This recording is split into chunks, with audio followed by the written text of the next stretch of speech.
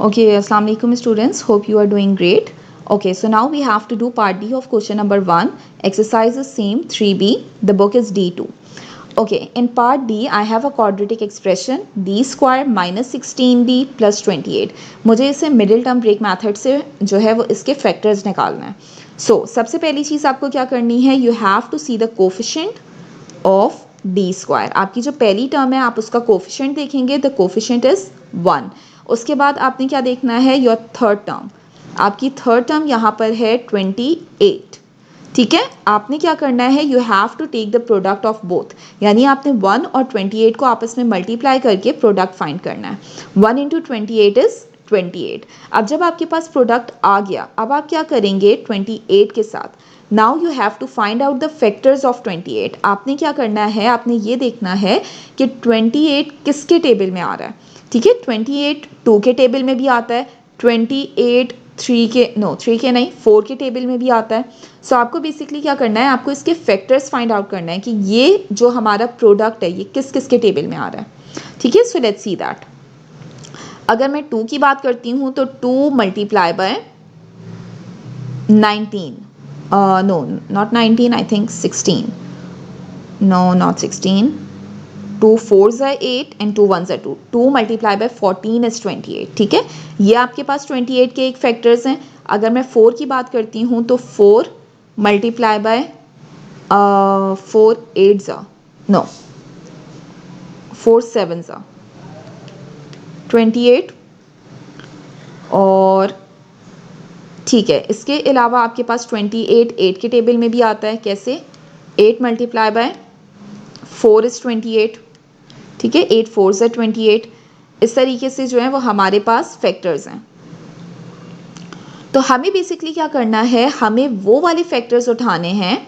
No, I am really sorry for that. It is not 8 multiply by 4, it is 8 multiply by 3. ठीक है, 8 के table में आता है 3 टाइम्स. 8 multiply by 3 is 24. ठीक है, अब मुझे क्या करना है, I have to find out those factors. मुझे वो फैक्टर्स लेने हैं जो कि आपके पास ऐड होकर आपको मिडिल टर्म दे दें. यहाँ पर आप देख सकते हैं कि आपकी मिडिल टर्म जो है वो है -16. ठीक है, द मिडिल टर्म इज़ -16. इसका मतलब आपके वो फैक्टर्स यहाँ पर आएंगे जो ऐड होकर आपको क्या दे दें, -15. ठीक है, तो यहाँ पर हम देखते हैं 2 और 14. 2 और 14 को अगर ऐड किया जाएगा यू विल गेट 16. 4 और 7 को ऐड किया जाएगा तो 7 8 9 10 11. और अगर 8 और 3 को ऐड किया जाएगा तो 8 9 10 11. सो इस तरीके से बेसिकली क्या हो रहा है, इस तरीके से आपके पास जो पहला फैक्टर हमने फाइंड आउट किया था 2 और 14 का, अगर मैं इन दोनों को ऐड करती हूँ तो मेरे पास 16 आ जाएगा. इसका मतलब मेरी मिडिल टर्म किस में ब्रेक होनी चाहिए, 2 में और 14 के अंदर. ठीक है, अगेन मैं रिपीट कर रही हूँ. सबसे पहले आपको क्या करना है, आपको डी स्क्वायर का कोफिशिएंट देखना है. The coefficient of D square is 1. आपको अपनी थर्ड टर्म देखनी है जो कि 28 है. फिर आपने इन दोनों को इस तरीके से मल्टीप्लाई कर देना है. ठीक है, जब आप प्रोडक्ट फाइंड आउट कर लेंगे उस प्रोडक्ट के आप फैक्टर्स निकालेंगे. यानी आप ये देखेंगे कि 28 किस किस के टेबल में आता है. जब आपके पास फैक्टर्स आ जाएंगे तो अब आपने उन फैक्टर्स में से ये देखना है कि मेरे पास कौन से ऐसे फैक्टर्स हैं जिनको ऐड करके मेरे पास मिडिल टर्म आ जाएगी. ठीक है, तो जब मैंने एडिशन का यहाँ पे रिजल्ट लिखा तो मुझे 2 और 14 जो मेरे पहले दो फैक्टर्स थे 2 और 14, वो ऐसे फैक्टर्स नज़र आ रहे हैं कि जो मल्टीप्लाई होकर 28 देते हैं और जब ऐड होते हैं तो मेरे पास मिडिल टर्म आ जाती है. ठीक है, यहाँ पर एक चीज़ जो मैंने आपको बताई थी वो क्या थी कि जब आपकी मिडिल टर्म नेगेटिव में होगी तो आपको अपने दोनों फैक्टर्स के साथ माइनस साइन लगा देना है. ठीक है, दिस इज़ वेरी इंपॉर्टेंट. जब आपकी मिडिल टर्म माइनस होगी तो आपने दोनों फैक्टर्स के साथ माइनस साइन लगाना है. इससे क्या हो जाएगा कि जब आप -2 और -14 करेंगे तो minus minus is plus, result आपका 16 ही आएगा. लेकिन क्योंकि आपकी मिडिल टर्म माइनस है तो आपका -14 का जो साइन है, बड़े नंबर का जो साइन है माइनस, वो भी इंक्लूड हो जाएगा. तो ये कंप्लीटली मेरी मिडिल टर्म बन जाएगी. ठीक है, -2 एंड -14. ओके, अब हमें क्या करना है, अब हमें इसकी जगह the expression was D square -16d + 28. ये आपका एक्सप्रेशन था. यहाँ पर आपने क्या करना है, अब आपने 16d की जगह आपने फाइंड आउट कर लिए दो नंबर्स, तो आप क्या लिखेंगे, D square minus 2d। Keep in mind कि जो वेरिएबल आपकी मिडिल टर्म में मौजूद होता है, मिडिल टर्म का वेरिएबल d है, तो वो d दोनों वैल्यूज़ के साथ आएगा, 2 के साथ भी आएगा और 14 के साथ भी आएगा। सो आप -16d की जगह लिखेंगे -2d एंड -14d प्लस 28। मैं यहाँ पर अगेन रिपीट कर रही हूँ कि अगर आपकी मिडिल टर्म माइनस है तो आपके दोनों फैक्टर्स के साथ माइनस साइन आएगा।